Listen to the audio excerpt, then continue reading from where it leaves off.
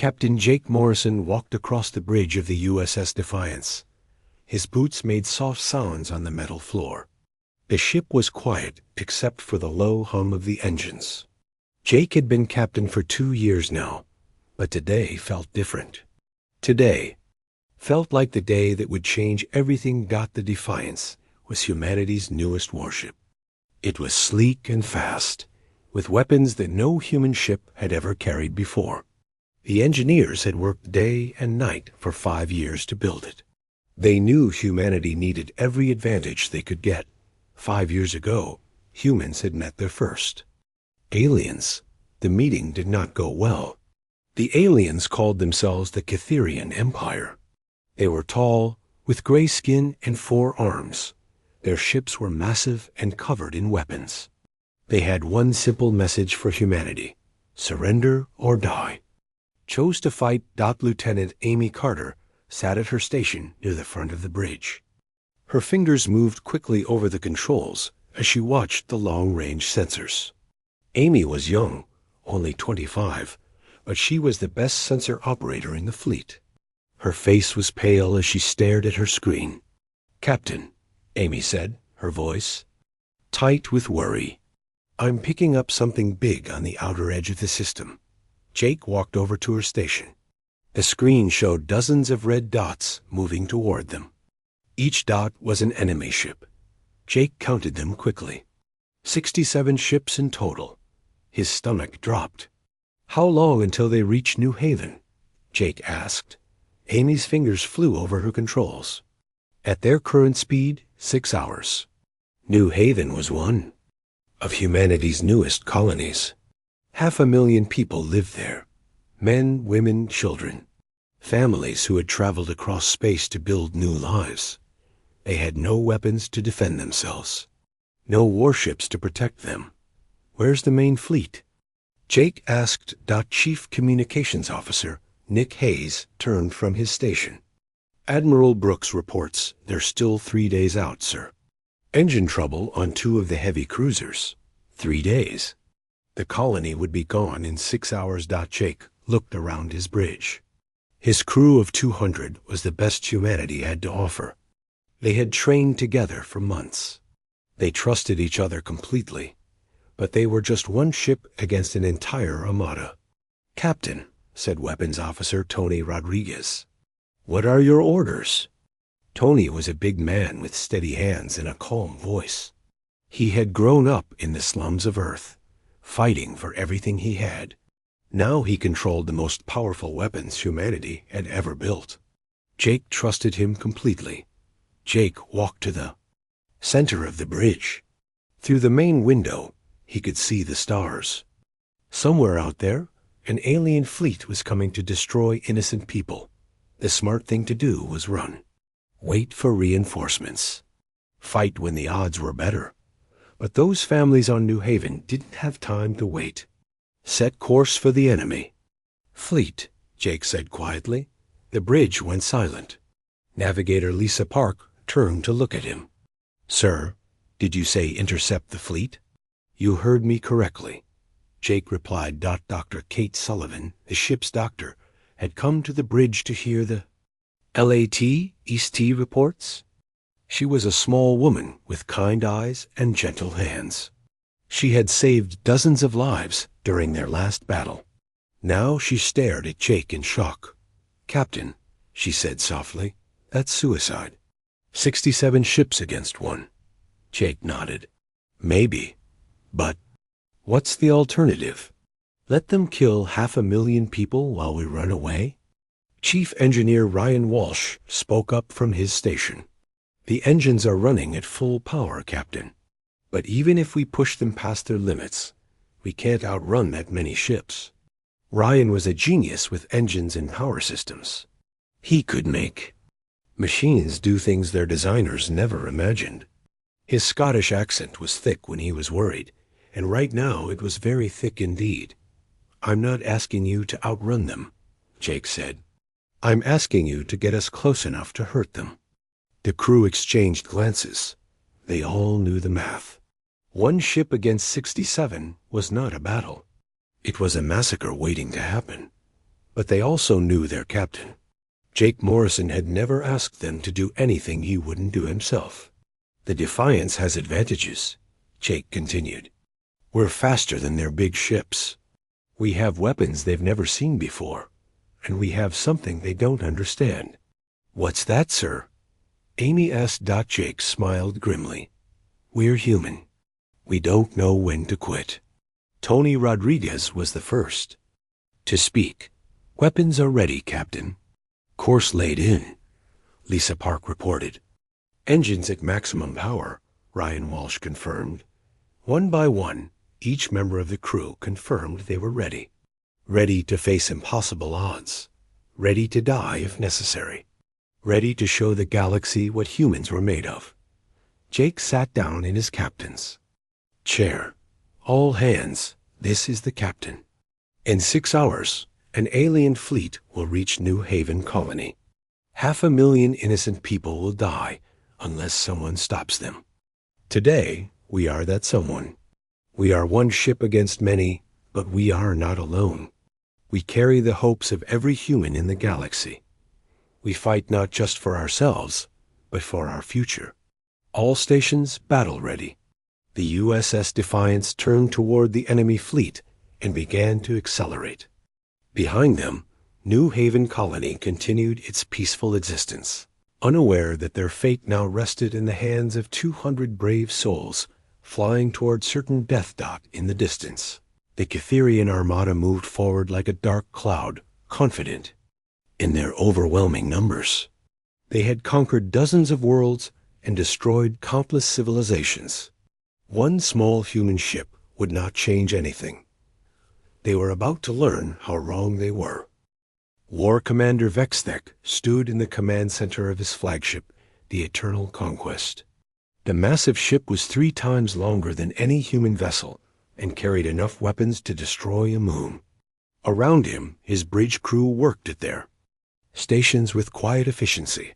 Vexthek was proud of his fleet.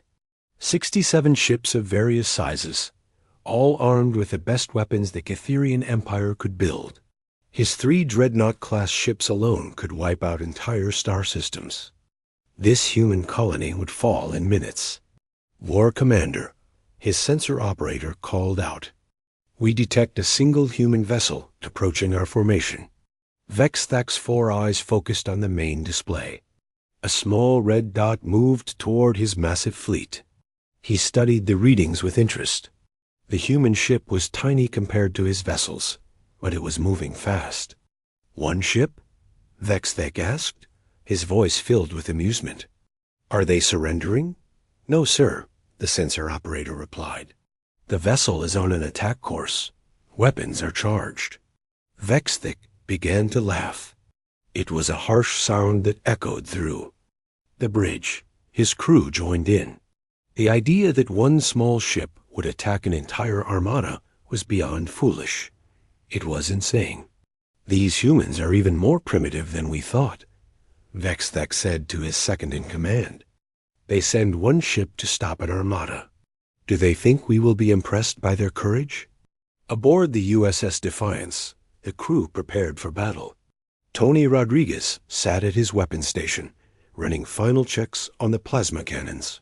These weapons were new, based on technology reverse-engineered from captured alien equipment. They packed more power than anything humanity had built before. Weapons status? Captain Morrison asked. All systems green, Tony replied. Plasma cannons charged to full power. Torpedo tubes loaded. Point defense systems online. Lisa Park worked at her navigation station, calculating the best approach vector. Her job was to get them close enough to the enemy fleet to do damage while avoiding the worst of their firepower. It was like trying to thread a needle while riding a lightning bolt. Navigation ready, Captain? Lisa reported. I've plotted 17 different approach routes. Each one gives us different tactical advantages. Dr. Kate Sullivan had returned to the medical bay, but she kept one eye on the bridge communications. She could hear the calm professionalism in everyone's voices, but she knew they were all scared. She was scared too. In her medical training, she had learned that fear was normal. What mattered was what you did with that fear. Chief Engineer Ryan. Walsh pushed the ship's engines harder than they had ever been pushed before. The fusion reactors were running at 110% of their rated capacity. Warning lights flashed on his control panels, but he ignored them. "Engineering to bridge," Ryan called out. "I'm pushing the engines past red line. We'll have more speed, but I can't guarantee how long they'll hold together." "How long do you think we have?" Jake asked. "Maybe an hour at this power level. Maybe 2 if we're lucky. That'll have to be enough." Lieutenant Amy Carter watched her sensors carefully as the distance to the enemy fleet decreased. The alien ships were huge on her display now. She could see individual weapon placements and shield generators. The sight made her mouth go dry. "Captain," Amy said, "I'm reading massive energy signatures from the enemy fleet. Their weapons are much more powerful than our intelligence suggested." Jake nodded. They had known this would be difficult. The Cytherians had been fighting wars for centuries. Their technology was proven in countless battles. Humanity's new weapons were untested. "Any word from the colony?" Jake asked. Nick Hayes shook his head. "Radio silence as ordered. We don't want the enemy to know we're trying to protect them." The plan was simple in concept, but nearly impossible to execute. The Defiance would attack the enemy fleet and try to cause enough damage to force them to retreat, or at least delay their advance. If they could buy time for the main human fleet to arrive, the colony might survive. Vexthek studied the approaching human ship with growing curiosity. His weapons officers could destroy it easily at long range, but he was interested to see what these creatures were planning. In 400 years of conquest, no species had ever been foolish enough to attack with such impossible odds. "Reduce speed," Vexthek ordered. "Let them come closer. I want to see what weapons they carry before we destroy them." His tactical officer looked confused. "War Commander, we could eliminate the threat now. Where is the sport in that?" Vexthek replied. "Besides, this ship might carry new technology. We should examine it before we destroy it." The Cytherian fleet began to slow down, their massive ships moving into a defensive formation. Vexthek wanted to give the humans a chance to attack. He wanted to see them break themselves against his superior firepower. It would be a lesson for any other species thinking of resistance. Jake watched the enemy fleet's movement with interest. "They're slowing down, forming up for battle." "That's good for us," Tony said. "Their big ships are harder to maneuver in formation. We might be able to get between them." "Lisa, take us in fast and low," Jake ordered. "Use their formation against them." The USS Defiance accelerated toward the enemy fleet like a dart fired from a bow.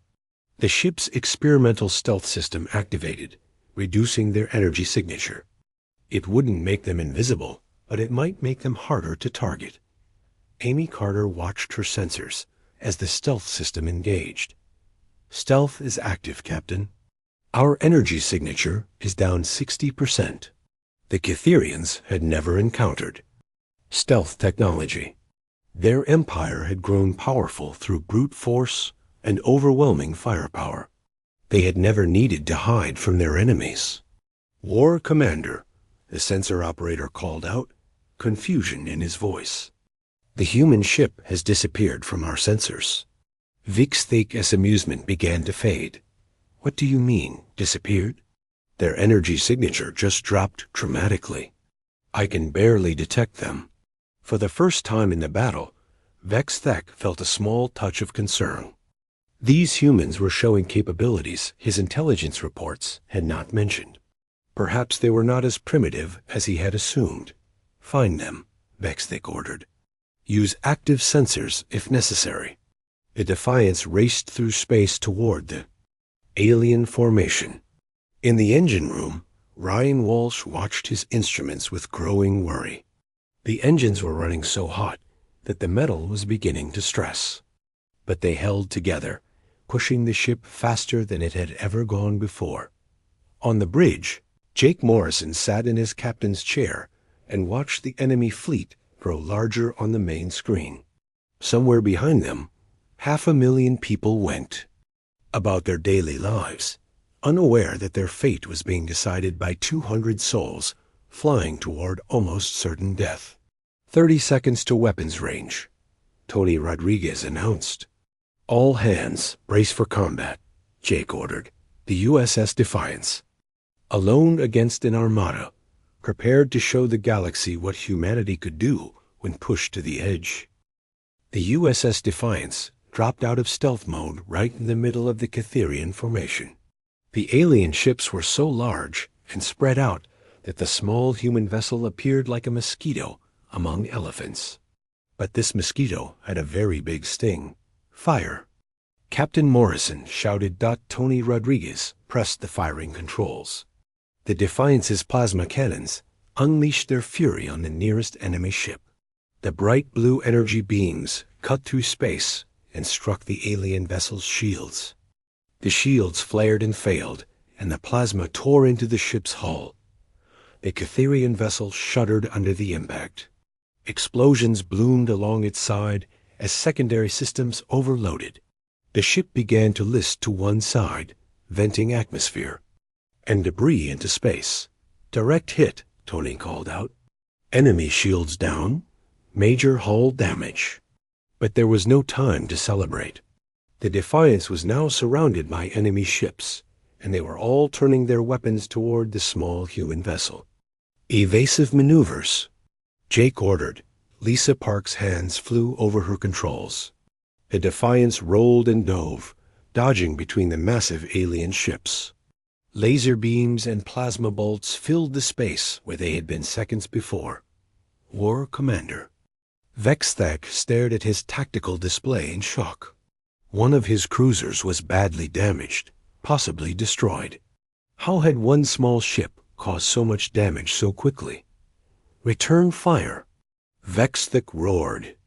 Destroy that ship. The Catherian fleet opened fire, but their formation worked against them. The human ship was so small and fast that it could hide behind their own vessels. When the aliens fired, they had to be careful not to hit their own ships. Nick Hayes sat at his communication station, listening to the enemy radio traffic. He had learned their language during his intelligence training. What he heard made him smile. Captain, Nick called out, the enemy is having trouble coordinating their attack. Their commanders are arguing about who has the best firing solution. Jake nodded. This was exactly what he had hoped for. The Catherians were used to fighting enemies who met them in open battle, ship against ship. They had never faced an opponent who used their own formation against them. Lisa, take us through their formation again. Make them choose between shooting at us or protecting their own ships.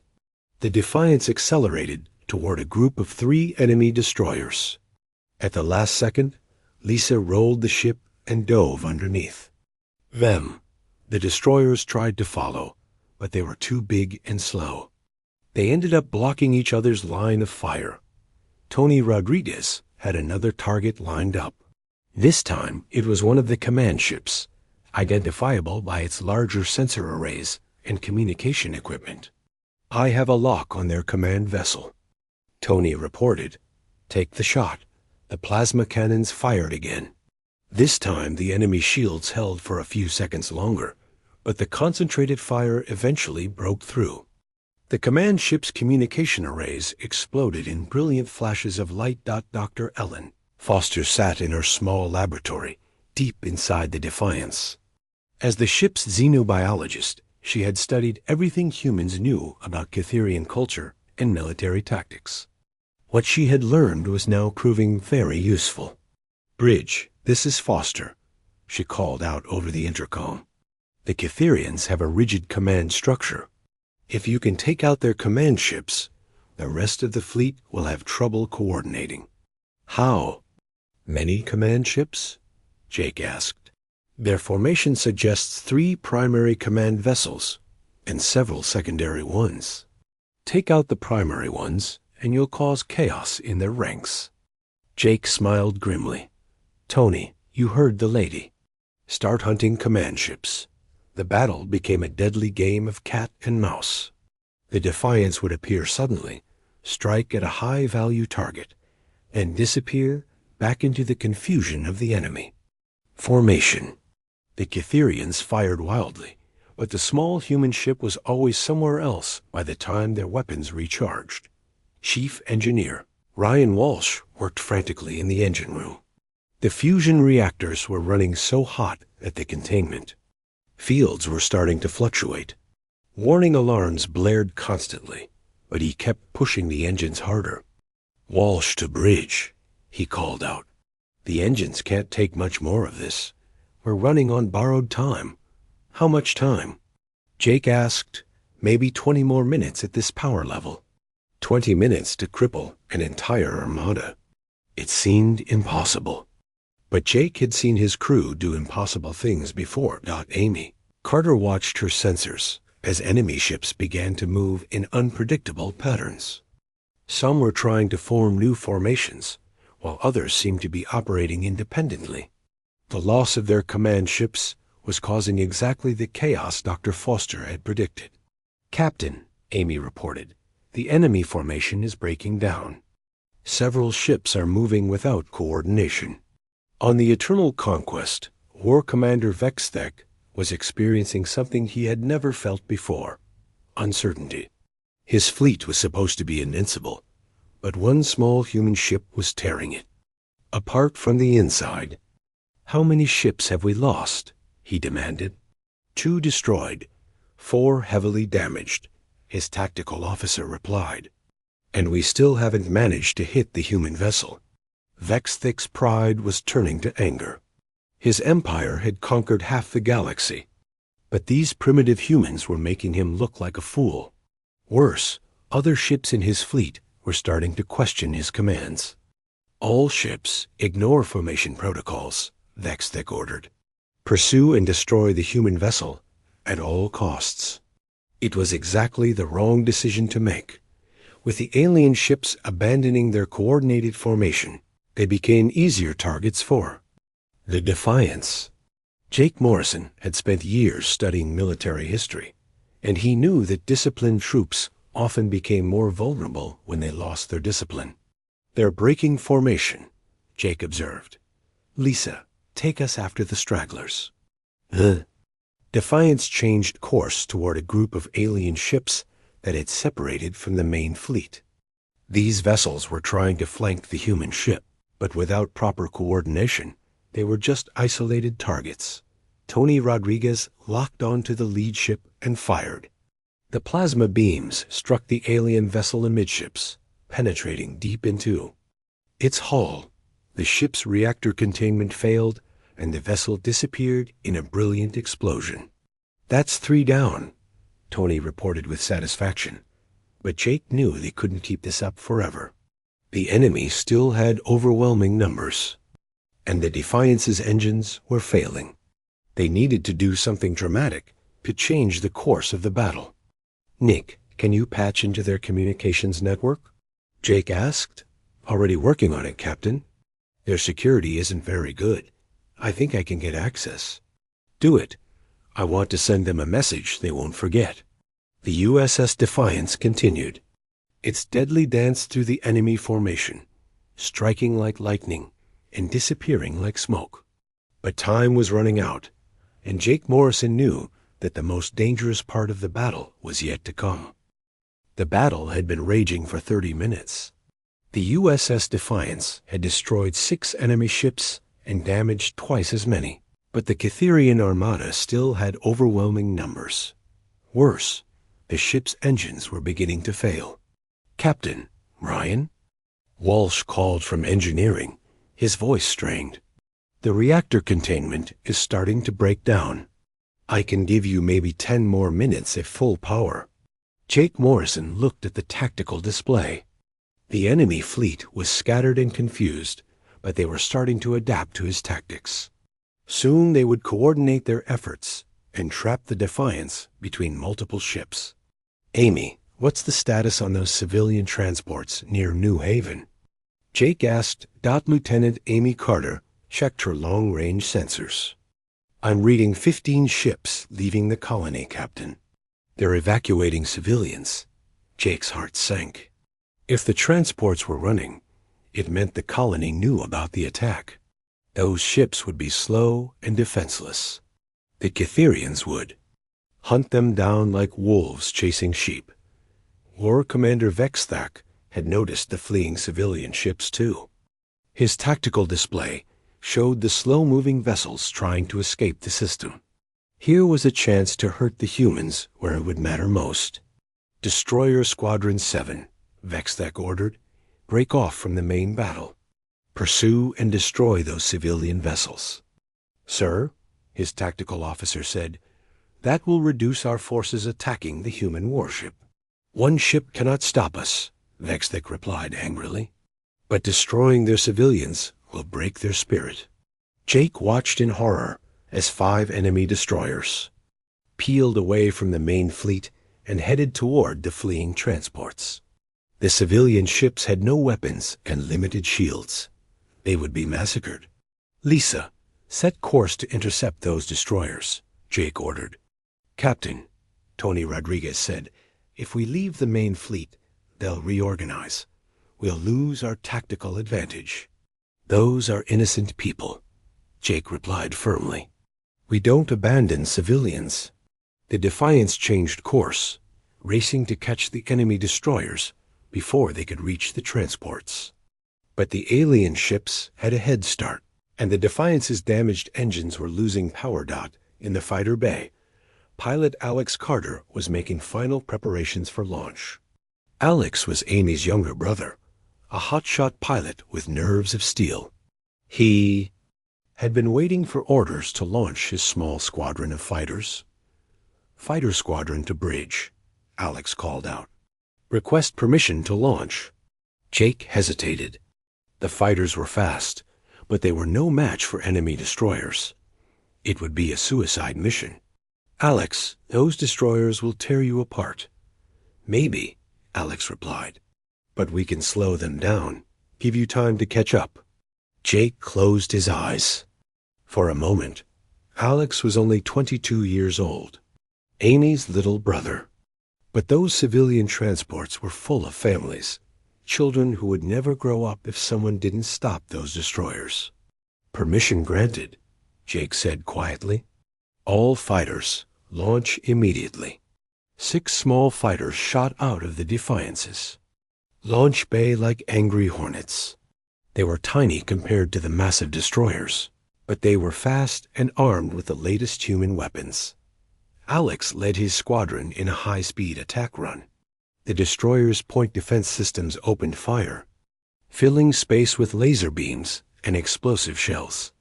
2 fighters were destroyed in the first few seconds, their pilots vaporizing in brilliant flashes of light.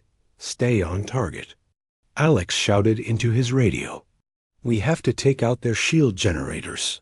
The remaining 4 fighters dove toward the lead destroyer. Their missiles struck the ship's shields, causing them to flicker and weaken. Alex's fighter carried a special weapon, a prototype torpedo designed to overload enemy shield systems. "This is for humanity," Alex screamed as he fired his torpedo directly into the destroyer's shield generator. The explosion was massive. The destroyer's shields collapsed completely, leaving it vulnerable to attack. But Alex's fighter was too close to the blast. The shock wave caught him and tore his ship apart. Amy Carter watched her brother's fighter disappear from her sensors. For a moment, she couldn't breathe. Then training took over, and she forced herself to focus on her job. "Fighter strike successful," she reported, her voice steady despite her grief. "Lead destroyer's shields are down." The Defiance arrived just as the destroyers reached the civilian transports. Tony Rodriguez immediately locked on to the damaged destroyer and fired everything he had. The plasma cannons tore through the unshielded alien ship, breaking it in half. But 4 destroyers remained, and they were firing on the helpless transports. Jake watched as one of the civilian ships exploded, taking 800 innocent lives. "With it, all weapons, continuous fire," Jake ordered. "Don't let them reach the other ships." The Defiance fought like a demon, its guns blazing constantly. Tony Rodriguez switched between targets so fast that his weapons barely had time to recharge. One by one, the enemy destroyers fell to the human ship's furious assault, but the cost was terrible. 3 transport ships had been destroyed. Over 2,000 civilians were dead, including entire families who had been trying to escape to safety. Dr. Kate Sullivan worked frantically in the medical bay, treating wounded crew members who had been injured when the ship took damage from the destroyer attack. Her hands were steady, but her heart was breaking for the lost civilians. On the main Cytherian fleet, War Commander Vic Stake was growing desperate. The human ship had just destroyed 5 destroyers and saved most of the civilian fleet. His own forces were down to 42 ships, less than 2/3 of his original strength. "All ships," Vexthak ordered, "converge on the human vessel. Overwhelming firepower. Destroy it at all costs." The remaining alien ships began to move in a coordinated attack. They formed a sphere around the Defiance's position, trapping it at the center of their formation. Jake looked at the tactical display and realized they were surrounded. The enemy had finally learned from their mistakes. There was no way to escape. "This trap, Captain," Nick Hayes called out, "I've broken into their communications network. I can send a message to their entire fleet." Jake nodded. "Do it. Open a channel to all enemy ships." Nick's fingers flew over his controls. A moment later, he gave Jake a thumbs up. Jake activated the ship's communication system. His voice was broadcast to every Cytherian ship in the fleet. "This is Captain Jake Morrison of the United Earth ship Defiance. You came here to destroy innocent people. You thought humans would be easy prey. You were wrong. We are one ship, but we carry the will of our entire species. We don't know how to surrender, and we don't know how to quit. Remember this day, because this is what happens when you threaten our families."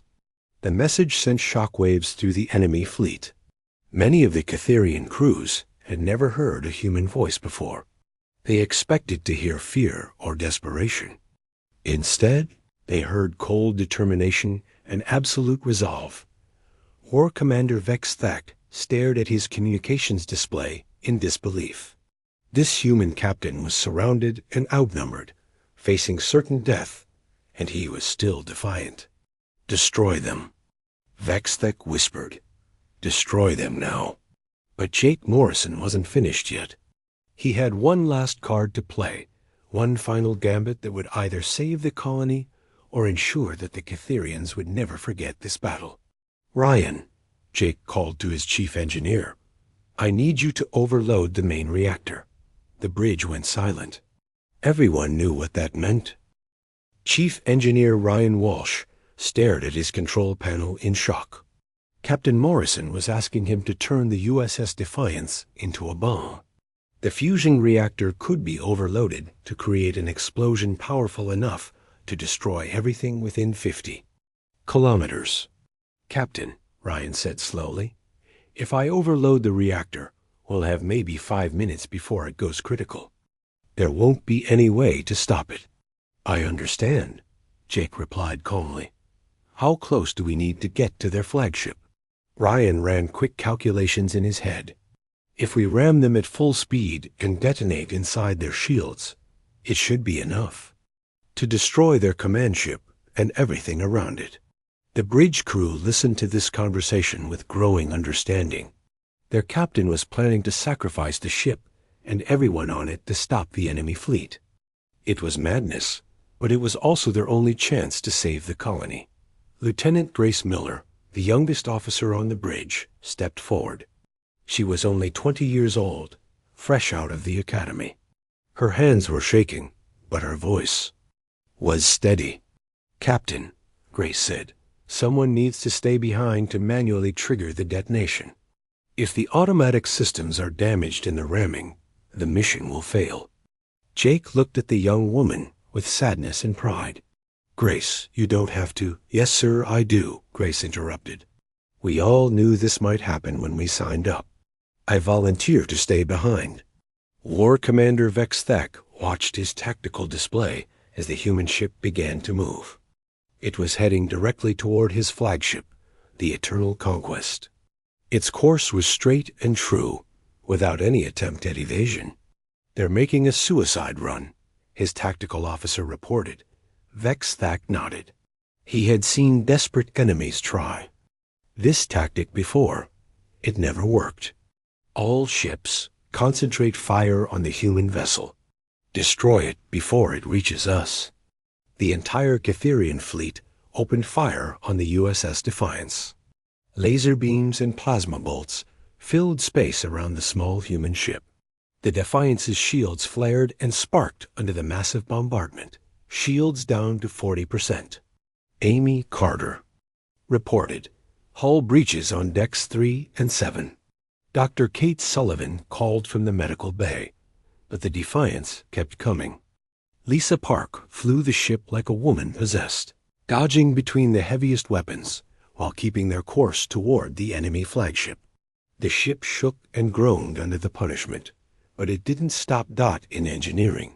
Ryan Walsh worked frantically to initiate the reactor overload. Warning lights flashed red throughout the ship as he bypassed safety system after safety system. Reactor overload initiated. Ryan announced, 4 minutes and 30 seconds to detonation. Jake activated the ship's internal communications. All hands, this is the captain. We are beginning our final attack run. It has been an honor to serve with all of you. Your sacrifice today will save 500,000 innocent lives. The galaxy will remember what we did here. Throughout the ship, crew members said their goodbyes. Some prayed, others wrote final messages to their families. All of them stayed at their posts, doing their jobs to the very end. The Defiance plowed through the enemy formation like a rocket. Tony Rodriguez kept firing the weapons until the very last second, taking out 2 more enemy ships, even as the Defiance was dying around him. 30 seconds to impact. Lisa Park announced, the Eternal Conquest loomed ahead of them, massive and dark against the stars. Its weapons were firing continuously, but they couldn't stop the small human ship's desperate charge. Vex Thak realized with growing horror that the humans were actually going to reach his ship. In 400 years of conquest, no enemy had ever gotten this close to his flagship. Brace for impact. He screamed. The USS Defiance struck the Eternal Conquest at nearly the speed of light. The human ship's experimental shields held just long enough to penetrate deep into the alien vessel's hull before both ships began to tear apart. Lieutenant Grace Miller sat alone in the reactor control room, her hand on the manual detonation switch. The ship was shaking itself apart around her, but she waited for the exact right moment. For humanity, she whispered and pressed the switch. The explosion was like a new star being born. The Defiance's overloaded reactor released all of its energy in a single instant, vaporizing both ships and creating a blast wave that could be seen from 3 star systems away. When the light faded, the Eternal Conquest was gone. So was the USS Defiance and its crew of 200 heroes. The remaining Cytherian ships found themselves without their command vessel and their supreme commander. For the first time in centuries, they didn't know what to do. Some ships tried to continue the attack on the colony, but without coordination, they were easily picked off by the colony's defense satellites. Most of the alien fleet simply fled. They had come expecting an easy victory, but instead, they had found something they didn't understand. Humans who refused to surrender, no matter the odds.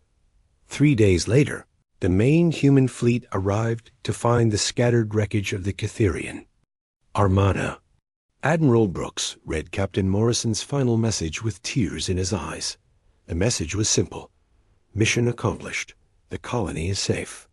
Tell our families we did our duty. News of the Defiance's victory spread throughout the galaxy. Faster than light. Other species that had been conquered by the Cytherians began to whisper about the small human ship that had defeated an entire armada. Some of them started to believe that resistance was possible. On New Haven Colony, they built a memorial to the crew of the USS Defiance. It was a simple black wall with 200 names carved into it. At the top were the words Captain Morrison had spoken before the final battle. We are human. We don't know when to quit. The war between humanity and the Cytherian Empire continued for 3 more years, but it was different now. The aliens fought with less confidence, always wondering if the next human ship they faced might be another Defiance. Other species joined the fight against Cytherian oppression, inspired by humanity's example. When the war finally ended with the Empire's surrender, historians would mark the Battle of New Haven as the turning point, not because of superior technology or brilliant strategy, but because 200 ordinary humans had shown the galaxy that some things were worth dying for. The USS Defiance was gone, but its legacy lived on. Human ships carried the name into every battle, and human crews fought with the knowledge that their sacrifice could change the course of history. In the end, that was the greatest victory of all. The Cytherians had come to destroy humanity's body, but instead they had revealed humanity's soul. They had learned that humans were not just another species to be conquered, but something far more dangerous, a people who would never stop fighting for what they believed in. The galaxy would never be the same. Jake Morrison had been right. One ship could make all the difference, not because of its weapons or its technology, but because of the people who crewed it and the courage they carried in their hearts. The USS Defiance had taken on a whole armada and won, not through firepower, but through sacrifice. Not through superior numbers, but through superior spirit. It was the most human victory of all.